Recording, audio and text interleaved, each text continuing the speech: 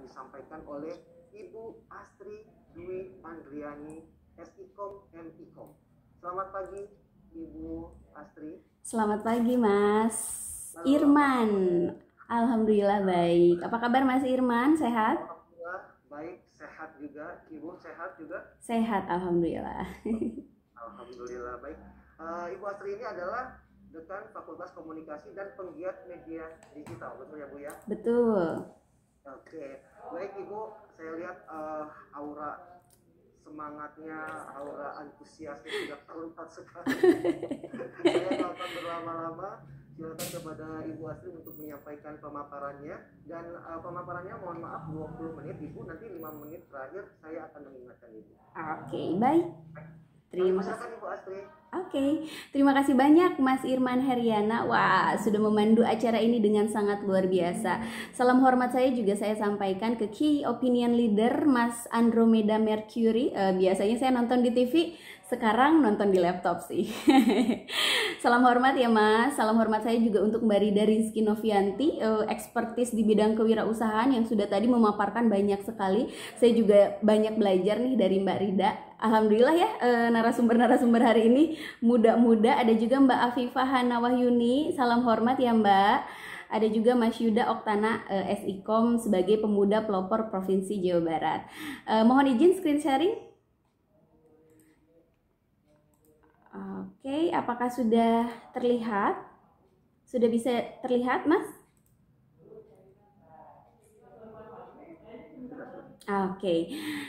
Oke teman-teman, salam hormat, salam semangat. Saya Astri Dwi Andriani dari Cianjur, kabupaten yang kecil di Jawa Barat. Aktivitas saya sehari-hari adalah akademisi, dosen di Fakultas Ilmu Komunikasi Universitas Putra Indonesia. Alhamdulillah dikasih jabatan, maksudnya tugas tambahan sebagai dekan di Vkom Unpi. Kemudian saat ini saya juga tercatat sebagai mahasiswa tingkat akhir program doktoral ilmu komunikasi di Universitas Padjadjaran Bandung. Selain itu aktivitas saya juga sebagai peneliti di Poldata Indonesia dan penggiat literasi media digital khususnya di bidang video game di Next Generation Indonesia. Selain itu saya juga adalah ibu. Nah itu pekerjaan utama saya sebenarnya. Ibu 2 anak dari 2 balita, yang satu usianya 4 tahun, yang satu lagi usianya 2 tahun gitu. Nah, teman-teman sebelum masuk ke pemaparan, saya pengen cerita dulu karena saya adalah ibu dari 2 orang anak, sering banget storytelling gitu ya ke anak-anak. Pengen cerita soal sebuah seekor hewan yang bernama jerapah gitu ya. Kalau anak saya suka bilang giraffe katanya ya.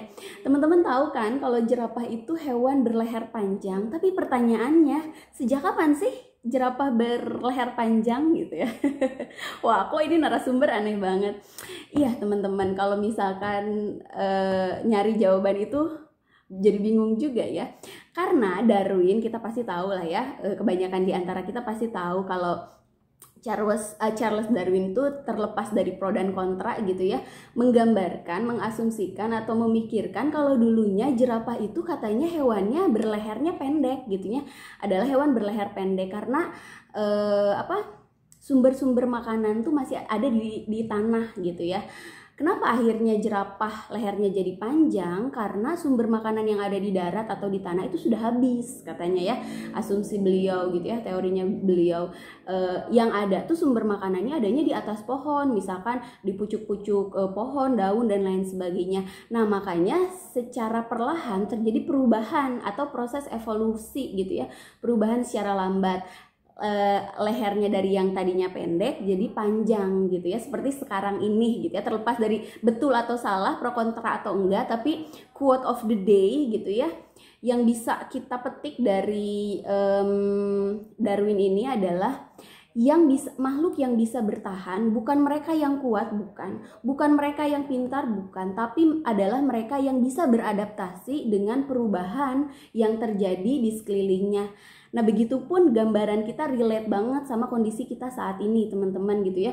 Kalau tadi Darwin menggambarkan evolusi atau perubahan secara perlahan, kalau sekarang kan katanya eranya revolusi 4.0 gitu ya, revolusi industri. Revolusi lebih dahsyat lagi, yakni perubahan secara cepat. Kita tahu ratusan tahun ke belakang gitu ya, untuk menciptakan sandang, pangan, papan, senjata dan lain sebagainya, manusia masih menggunakan tangan gitu ya, dan biasanya dipandu oleh maksud kami itu dibantu oleh hewan gitu. Tapi sejak tahun 1800-an, abad 18 ke 19, diciptakanlah mesin uap gitu ya, ditemukanlah mesin uap, sehingga produktivitas tuh dibantu oleh adanya sumber energi yang lain, yakni dari uap gitu ya. Itu disebut dengan revolusi industri 1.0 atau revolusi industri pertama. Selanjutnya di tahun 1900-an gitu ya, kalau kita berkaca ke belakang gitu, ditemukan lagi nih energi listrik dengan pengembangnya, kita tahu Tesla gitu ya, sama Edison gitu ya. Jadi apalagi dengan adanya listrik itu produktivitas jadi lebih bagus lagi, ekonomi berkembang lebih pesat lagi. Dan di masa itu disebut revolusi industri yang kedua atau 2.0.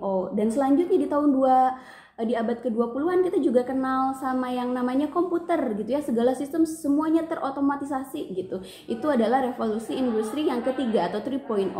Nggak cukup sampai di situ, sekarang kita ada di revolusi industri 4.0 gitu atau 4.0 yang keempat, di mana komputer dihubungkan dengan IoT. IoT itu Internet of Things, jadi segala sesuatunya terkoneksi, seperti yang tadi Mbak Rida Rizky Novianti sebutin gitu ya. Aktivitas kita bangun tidur aja, bukan bangun tidur terus mandi gitu ya, tapi bangun tidur kuliah cek status WhatsApp gitu ya, atau Instagram gitu ya. Jadi segala sesuatu juga sudah terkoneksi dengan internet gitu ya. Kalau dulu ada disket, ada hard disk, sekarang kan kita nyimpennya nggak lagi di perangkat keras tapi di cloud gitu ya, di awan gitu ya. Ada juga artificial intelligence, kita sangat ramah sekali gitu ya, dengan mesin pencari kita mau nanya apa aja bisa masuk ke si mbah itu gitu ya, mbah Google gitu ya. Nah tapi beberapa orang, salah satunya Jepang, mengkritisi hal ini gitu ya. Apakah betul gitu ya, ketika segala sesuatunya aktivitas manusia tuh dihubungkan dengan teknologi, apakah selalu berujung baik? Nah makanya sekarang ada gagasan baru. 2 tahun lalu Jepang tuh bicara di World Economic Forum bahwa manusia tuh harus bijak dalam menggunakan teknologi gitu, agar bisa memanusiakan manusia melalui teknologi. Nah makanya ada gagasan Society 5.0. Jadi sekarang kita ada di masa Society 5.0 gitu ya. Jadi ya segala sesuatunya berubah, hanya dia yang bisa adaptif atau menyesuaikan diri terhadap perubahan lah yang akan bisa bertahan, termasuk dalam transaksi elektronik. Kalau dulu gitu ya, zamannya kalau barter gitu ya, kalau kita belajar sejarah di SD, barter terus ada uang kertas. Nah sekarang nggak lagi pakai uang kertas teman-teman, kita lanjut ke melakukan transaksi pembayaran secara elektronik. Apa sih gitu ya transaksi pembayaran secara elektronik? Adalah layanan transaksi pembayaran yang dapat dilakukan secara online gitu ya, yang bisa terkoneksi dengan internet. Nah ternyata berdasarkan survei dari Sesing Vision tahun 2020, sebanyak 91% masyarakat di Indonesia tercatat menggunakan transaksi elektronik gitu. Saya pun gitu ya, pun yang ada di desa gitu ya, kabupaten kecil gitu, kalau kemana-mana sekarang udah jarang bawa uang cash gitu ya, paling bawa ATM atau ya itu e-wallet gitu ya, atau dompet digital. Lalu sebetulnya keuntungan apa saja sih yang bisa kita dapatkan dari transaksi pembayaran elektronik ini? Oke, banyak hal ya. Yang pertama cepat dan mudah gitu ya. Kalau transaksi gitu ya, transfer aja gitu. Kalau dulu kita harus datang ke teller gitu ya, akhirnya peran teller sekarang sudah digantikan dengan mesin ATM. Nah mesin ATM juga sekarang sudah kayaknya udah digantikan dengan m-banking gitu ya. Saya tinggal tekan aja sidik jari saya di handphone, lalu langsung bisa transfer ke orang gitu ya, karena cepat dan mudah, real time di waktu itu juga. Selanjutnya banyak pilihan berbagai opsi pembayaran, bisa pay later di salah satu marketplace gitu ya. Kita bisa dalam tanda petik bayarnya nanti lah gitu ya, ngutang dulu gitu ya, atau bisa sekarang gitu. Rasa aman karena beberapa perangkat gitu ya, sudah dilengkapi dengan biometrik, ada scan wajah gitu ya untuk tingkat keamanannya, ada pakai sidik jari, ada pakai pin dan lain sebagainya, dan dapat diakses melalui gadget. Nah itu mobile. Akhirnya kalau Telkom gitu ya, jargonnya gini, the world in your hand. Betul gitu teman-teman ya, sekarang tuh dunia tuh ada di genggaman tangan kita gitu, segala sesuatu apapun yang kita pengenin ada di situ gitu. Dan kalau ibu-ibu termasuk saya biasanya senengnya banyak promonya, diskonnya gitu. Selanjutnya bagaimana sih sistemnya gitu ya untuk transaksi elektronik ini? Sebetulnya tadi sudah diulas sekilas oleh Mbak Rida Rizky Novianti. Izinkan saya ngulas lagi lah sedikit gitu ya. Biasanya kita transfer melalui rekening bersama gitu ya, atau payment melalui kredit, e-wallet gitu ya. Kita juga bisa punya dompet digital gitu yang isinya uang. Kita bisa nyimpan uang di sana. Salah satunya ada PayPal, ada Google Play, ada OVO, GoPay, ShopeePay, Link Aja dan lain sebagainya. Atau bisa melalui virtual account juga. Nah, sistemnya seperti apa sih teman-teman, Bapak Ibu semuanya? Nah, biasanya ketika kita jual beli online gitu ya, kita masuk ke marketplace tertentu gitu ya. Bahkan anak saya gitu ya, yang sering banget terpapar iklan salah satu marketplace walaupun baru umur 2 tahun udah ngerti banget di Shopee pipi katanya gitu. Jadi ketika kita datang ke salah satu marketplace, biasanya kan kita belanja, dimasukin ke keranjang belanja, terus check out. Ketika check out kita dikasih nomor rekening tertentu, lalu kita transfer gitu ya ke rekening tersebut. Nah, ketika ditransfer biasanya ada notifikasi yang memberitahu bahwa ada pesanan masuk nih gitu ya ke penjual gitu ya, atau produsennya gitu ya.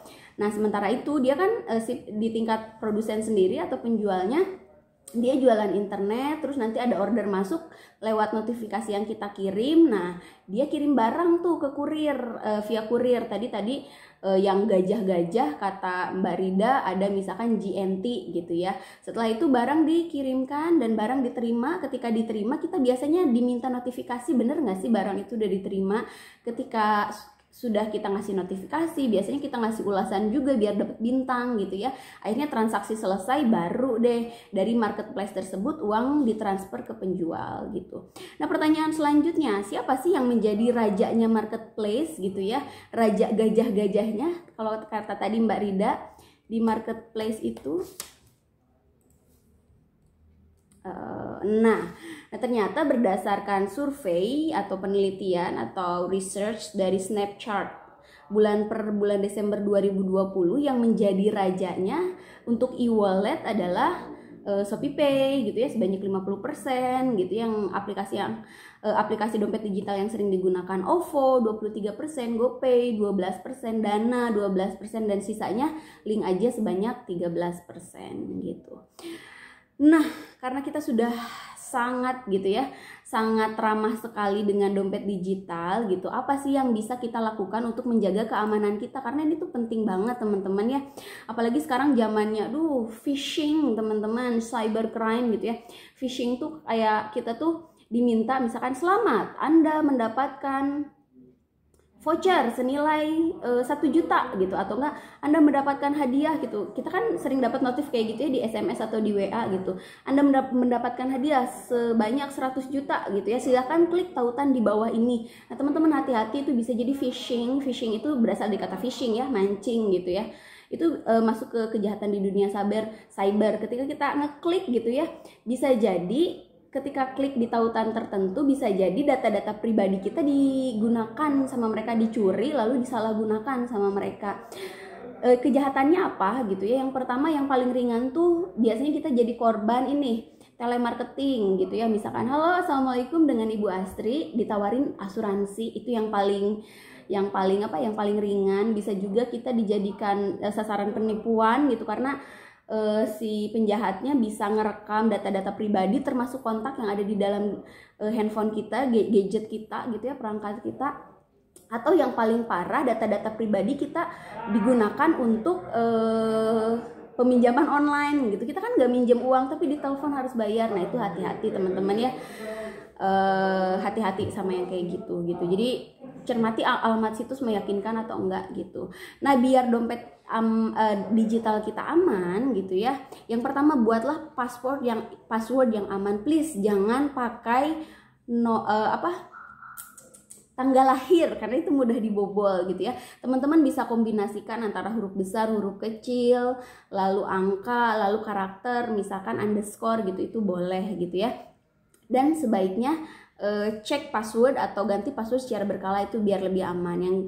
Yang kedua, rahasiakan OTP atau gunakan biometrik gitu ya. Biasanya kan kalau kita mau confirm gitu, mau transaksi atau enggak, biasanya suka dikasih gitu ya kode tertentu ke SMS atau ke email gitu. Nah, itu rahasiain teman-teman. Selanjutnya bisa gunakan biometrik kayak tadi pengenalan wajah, apalagi sekarang sampai ada retina mata gitu ya, yang untuk bisa membuka perangkat kita. Kalau saya sih biasanya yang paling simpel mah pakai sidik jari aja.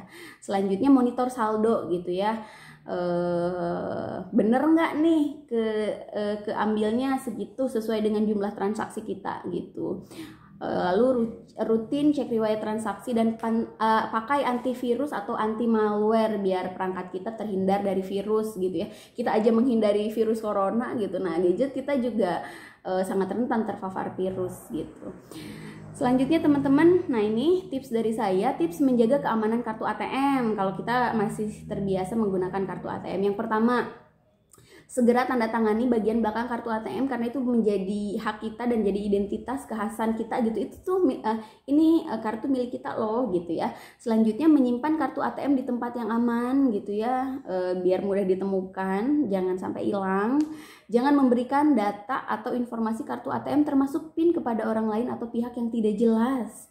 Teman-teman ya, misalkan aduh males ke ATM nih, nyuruh tukang ojek ngasihin PIN-nya, nah khawatir disalahgunakan. Selanjutnya, bekerja sama jika pihak bank melakukan konfirmasi transaksi yang biasa dilakukan melalui telepon. Contohnya misalkan ya, kalau misalkan ada transaksi mencurigakan, terus pihak bank telepon, betul nggak ada transaksi segini, ya kita bekerja sama aja. Dan mengubah PIN kartu ATM secara berkala. Selanjutnya, apa sih cara aman ketika kita pakai transaksi online gitu ya? Yang pertama teman-teman, waspada pada saat bertransaksi gitu, cermati gitu ya, uang yang diambil dari dompet digital kita sesuai nggak dengan pesanan yang kita ajukan gitu ya. Terus jangan mudah membagi data kartu kredit karena bisa jadi itu disalahgunakan oleh orang lain. Teliti sebelum bayar tagihan, dicek dulu rinci. Biasanya ibu-ibu yang seperti saya gitu yang biasanya ngerinci, bener nggak sih jumlahnya seperti ini gitu. Gunting kartu yang tidak terpakai, kalau nggak ya udah gunting aja. Lalu gunakan nomor PIN gitu ya, PIN yang mudah diingat tapi cuma kita aja yang tahu.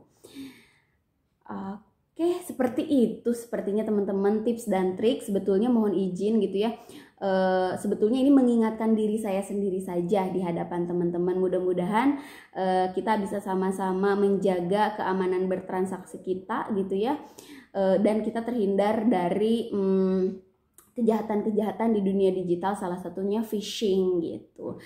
Sekian dari saya, mohon maaf apabila ada kekurangan. Terima kasih banyak. Wassalamualaikum warahmatullahi wabarakatuh. Saya kembalikan kepada moderator Mas Irman Heriana, dipersilahkan. Terima kasih. Waalaikumsalam warahmatullahi wabarakatuh. Terima kasih.